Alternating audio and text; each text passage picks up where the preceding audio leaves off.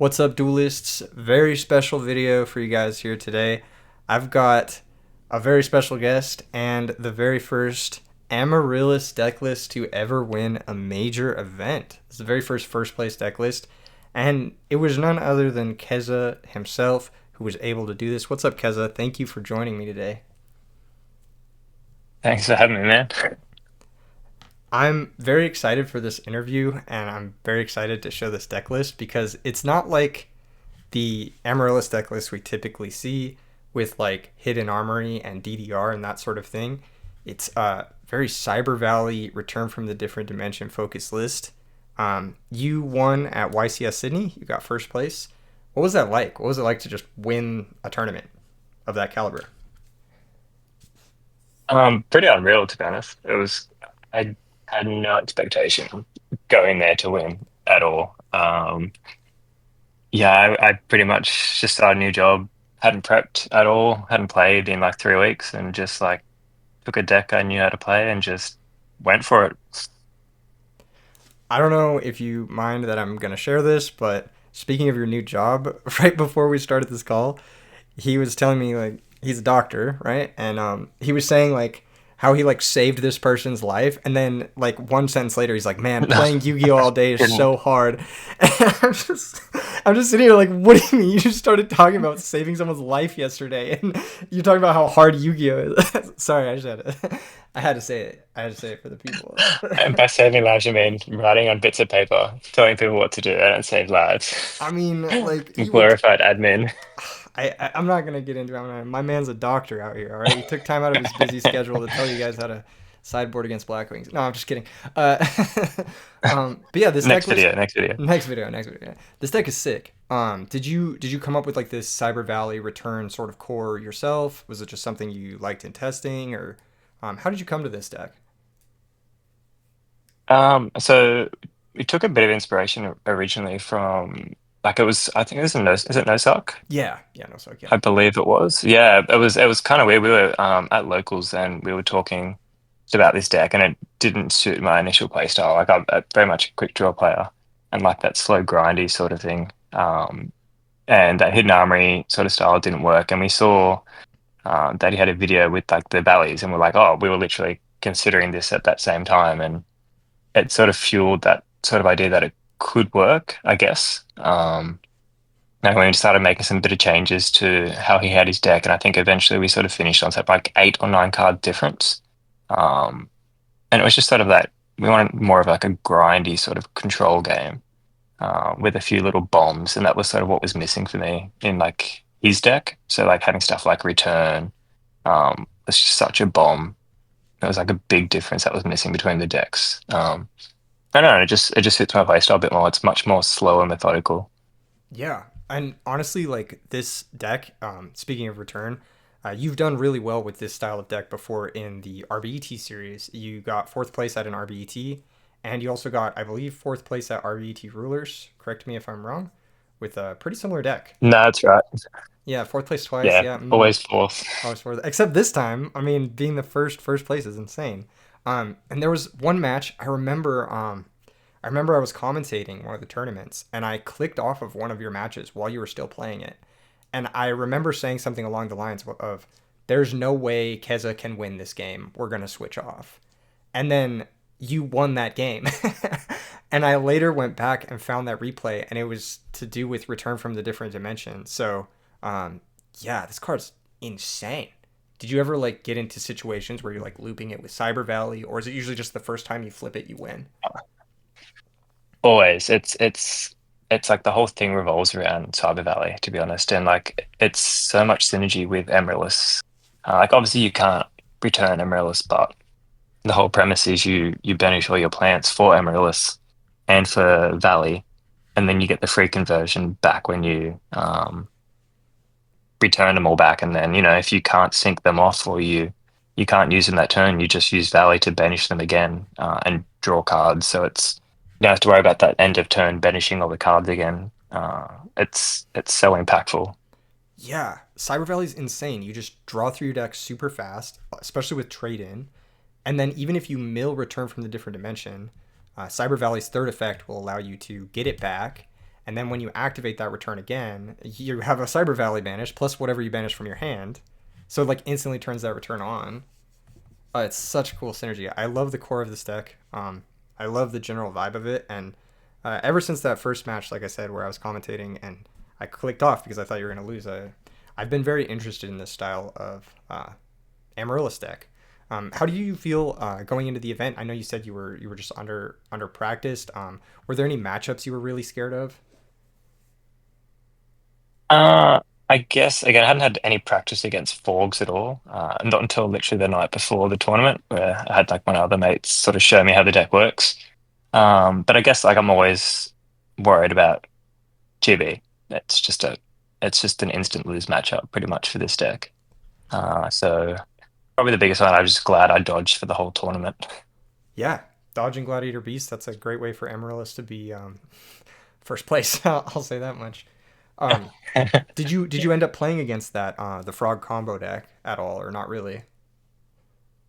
I did. I played against Forgs, and that was like my game seven against one of my mates, Ryan, I think he was top eight last year, and he's got quite a few titles to his name. So that was my barrier match to get to top eight. So it was a good match, but the deck sort of has a good matchup against like Forgs and Frogs in general. The four steel cards, like your Brain, Mark, Mind, with Valley, like your biggest issue with that deck is really flip flop and not being able to hit it. So being able to just go Mind Con, hit the like there was a point in that game seven he had a what's the 1900 frog that they have? Des Frog, I Is believe. it Dupe frog? No, Des frog. Yeah, he had like a Des frog flip flop, dupe and two token board. And I managed to just mind control the flip flop, brain the dupe, return two of them when I flipped, and then just summon and clear his board and like get game. But like you couldn't really do that without all those steel cards, and then the valley to convert to then draw two off that as well. It just works so well together. Yeah, this deck is incredible at breaking boards just because of those, like you said, those steel cards. You've also got a couple copies of Karma Cut. Really sick card. Do you think this card is like MVP in the deck, or is it something you added last minute? How do you feel about it? So pretty much it's always a side card. It always has been. It's always been. I started Raigeki Break, I think, for the first RBET, then I switched to Wing Blast. And then I pretty much went every game I'm pretty much starting in Karma Cut. Why don't I just main it? And that gives me two more spots in my side to really play around with. And seeing how much like Giga there was and how much, well, mainly Forg was expected to be, I was like, this is just seems to be a meta play to go. I just want to get rid of the frog. I just want to get rid of the Vayu, not let him recycle it. And the deck plays so much back row removal already that it's not really an issue. Like you've got Lilas, you've got Raikos, you've got Heavy. There's more than enough ways to clear the back row. So I figured I might as well just main it and give myself two more spots in the side. Yeah, the card is great. Did it perform well for you? I know Nosa Gaming himself played Karma Cut's main on his, I believe, top eight run at Nats, or maybe it was a different Ultimate Time Wizard. I don't remember exactly, but he top eighted with Karma Cut's main and Amaryllis as well. Did you like it at the tournament? Did you feel like it was worth maining, or do you think it's Yeah, something? loved it. Card's nasty, Loved right? it. It's so good. Like it sets value off. Like you hit that initial value, it turns it off. They can't recycle it. There's so many times, like I think it was in one of my matches, the guy had my body's a shield set, which I knew from a dust shoot, and just being able to karma cut it away, or like karma cutting the prime material dragon that one of the dragon players had in top four. Like you can't interact with this at all, and stops it just stops everything. It's just obviously a lot nicher that you can what you can hit, but it's so much more impactful. Yeah. You did have to play against dragons in top four. What was that like? Is that like a matchup you were expecting, or is that like, because Prime Material Dragon can sometimes give Amaryllis decks a little bit of hurt. What did you think of that matchup? Um, uh, wasn't a great matchup. Like I to be fair, I won the game one in I think 6 minutes. I managed to get like double titanium on the field and attacked twice pretty much pretty quickly, and he was a bit bricky. Um, but it was a bit hard. I think game two, I sort of cost myself. I went hell to leather and like did double titanium Amaryllis attack into a four back row and just hit mirror, knowing I had to like speed him down. But like the deck has a decent matchup against Disaster Dragon, like in the sense that I think he was playing towards Lad and didn't realize I had valleys.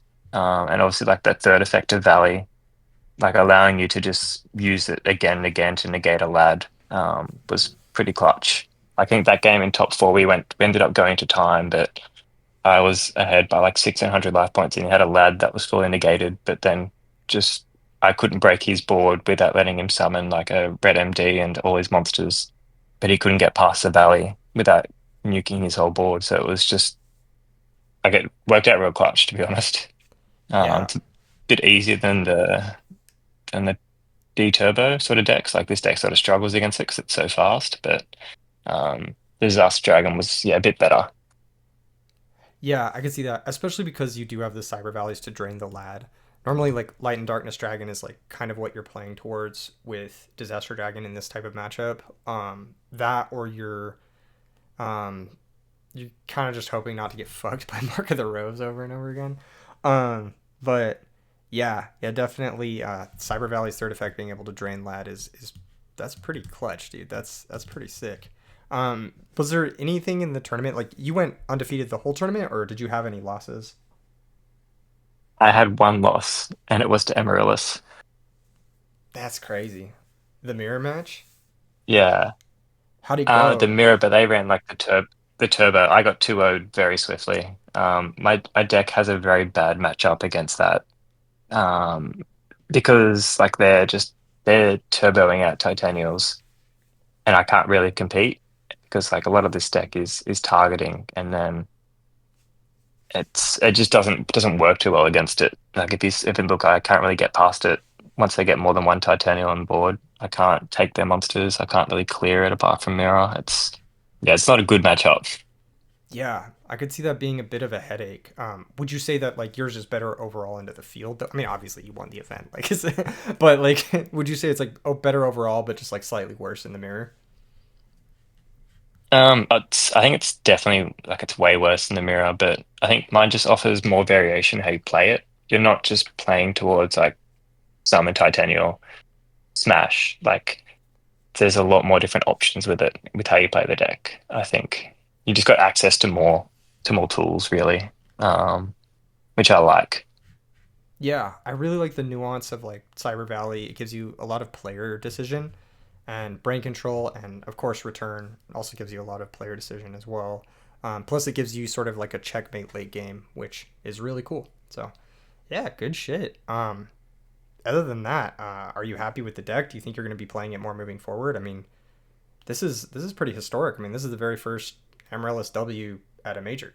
Like, that's crazy. Yeah.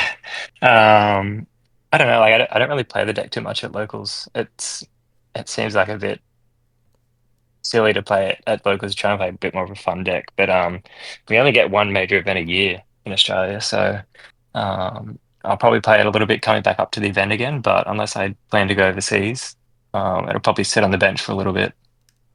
Of course. And I know we were just talking about like potentially RBET Australia. That'd be kind of hype. I'm not gonna lie, especially because Mm. you guys only get one event, and I feel like that's like that sucks. You know, like you guys probably have the player base. I mean, this tournament sold out, correct? It hit capacity. Yeah, I believe it did. Yeah, yeah. It just gets capped. So we do a 1 day event here. We don't split it across the two. There was like side events going all day the day before. We must have had like 10 or 15 like winter mats firing.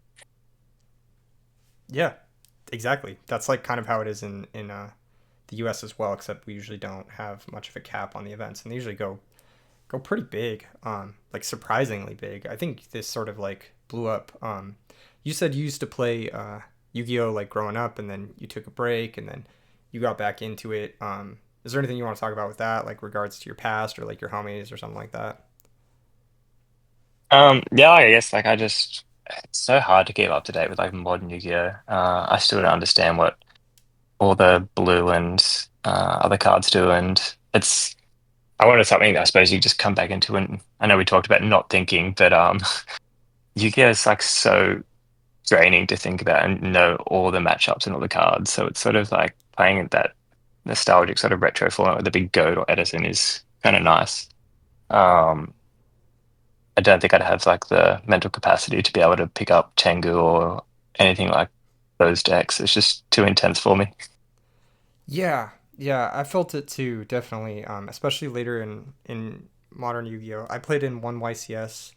It was a team YCS in the modern event, and it was a lot of learning. I still don't know what a pendulum is. I'll tell you that much. It's mostly memorization. There's like no I and as much as I hate to say it, there's a lot less. Like you said, you know how this game or this deck specifically gives you a lot of lines of play. You can sort of like express yourself as a player, like take a more aggressive line or take a shorter line, like you said, like full commit into Mirror Force, or play a slower game to the return.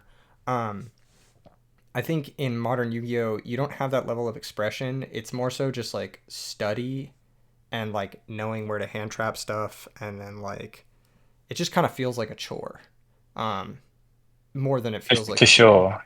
So I totally, Yeah. I totally No, echo that sentiment. Like especially because like you're a doctor, right? Like so that's like that's a hard job. Even if you're just even if it is what you're memeing, you're saying it's mostly paperwork or whatever. But even that is still like it you do that definitely all is. day. You don't want to come home and like study a fucking pendulum rulings or whatever. You just want to play a game. So yeah, I totally get it. Oh, exactly. That's why I like never picked up like Kicker or Forg. I was like, I don't want to sit here and try and learn all the lines. I just want to sit down and play. Exactly, exactly, and that's kind of what makes Edison beautiful, and that's why I'm really happy that you won this event, especially with the deck that like fits your playstyle and that you've been having repeated success with. I think this is a definitely an argument for this deck being in like the top tier or whatever the meme is. Um, Yeah, definitely. is there anything you'd No, like glad to? glad we could get the win. Sorry, what were we gonna say? No, I'm just sounding glad we could finally get the win I know, honestly, for it was a Amaryllis. long time coming. Like so many second places. I think like for the last 2 years, it got second place like 8 times or something like that. Just like ridiculous amount of times. Um, but I was yeah, more scared I was going to get fourth, to be honest. yeah. Once you get to the top four, you're like, I have to win. Like even if you get third, it's like I know. better. Like I was dude. on table four as well. I just thought it was a sign. Oh my god, that's so unlucky. Nah, but you took it home. What was the giant card? It was a JD, right? Giant JD, yeah. That's fucking cool. Are you gonna hang it or are you gonna? Yeah.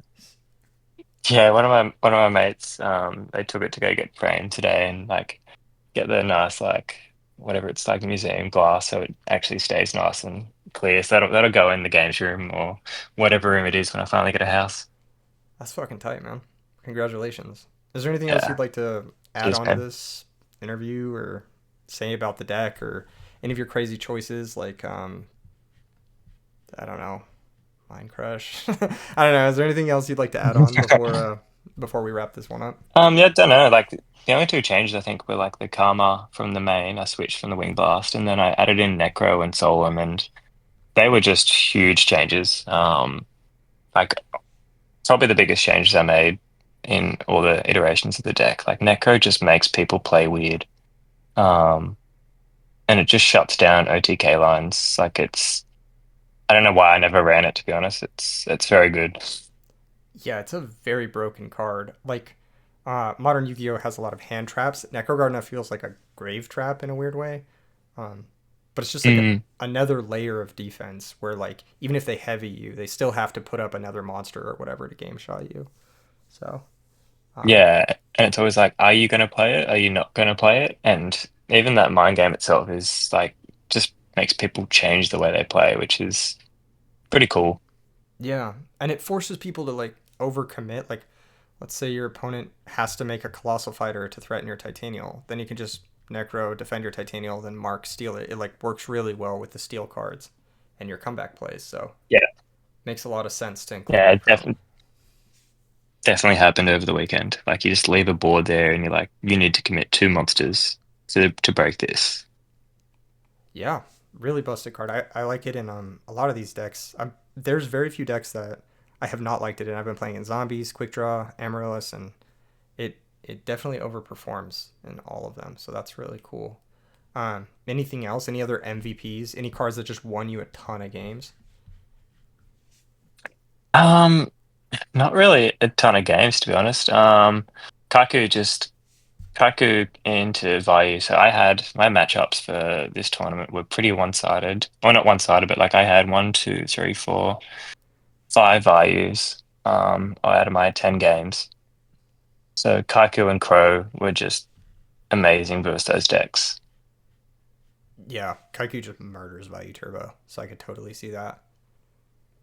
I don't I know how many times like we went through the draw, standby, main phase, and you give them like 5 or 10 seconds, and then you drop the Kaku, and then like whole body just drops, and they're like, "Oh shit." and then they can't come back because it floodgates them out. So yeah, that's Exactly. Yeah. fucking nasty How many card. people forget that? But otherwise, yeah, no, most of the deck performed pretty well. Like I used every card in my side deck. Um, I didn't touch most of my extra deck the whole day. I think I summoned Brio, Goyo, Black Rose, and then and then Stardust from a Starlight Road. But playing under pressure was pretty easy. Like multiple times during the tournament, during Fire, like and during Blackwing. Sorry, I stole their. Is it what's the 1800? Is Sirocco? Shura, I think. Sura, yeah, stole their Sura and like summoned my own Gale out of the deck under oppression and made Armor Master. Uh, That's so nasty. So you said you cited in it's every so sideboard nasty. card? That's incredible. I don't think I've. It came in, yeah. That's crazy. That's really really cool. No, but congratulations again. I do think the deck is very impressive. If anyone watching this wants to try it, RBET Las Vegas, RBET Chicago signups in the description below. And if you're from Kezza's area, if you're from Australia or anywhere around the world and you want to see RBET there, uh, let us know in the comments below. Share some love for Kezza. Thank you again for coming on and doing this and for putting on for the community. I mean, you save lives as a doctor and then you save lives as an Amaryllis player. That's what I like to say. Oh man. Oh God, don't make that a thing. Hashtag yes, Kezza saved me in the chat. No, I'm just kidding. All right, man. Thank you It's again gonna for. fucking happen. It's gonna fucking happen. Oh my god. All right. We've yapped enough. We've yapped enough. We're both tired as fuck. Uh, We're gonna go to sleep. Smash like, subscribe. We'll see you guys in the next vid. Peace.